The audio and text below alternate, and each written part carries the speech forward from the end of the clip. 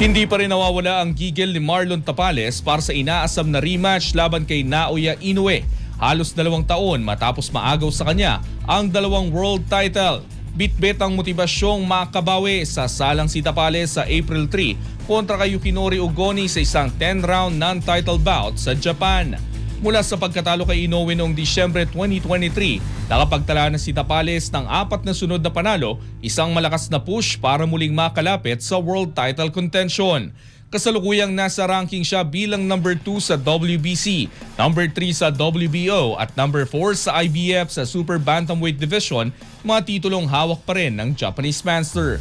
Dumating na sa Tokyo ang kampo ni Tapales kasama ang kanyang trainers at si JC Manangkil ng Sandman Boxing para sa uling yugto ng kanilang pagkahanda. Kung magtatagumpay kontra kay Ugoni, isang dating world champion na may 24-4-3 record, umaasa si Tapales na muli magkakaroon ng tsansa sa world title o isang inaasam na rematch kay Inoue. Sa ngayon, iisa ang misyon ng Pinoy veteran, manalo at muling bumalik sa pinakamataas na antas ng boxing.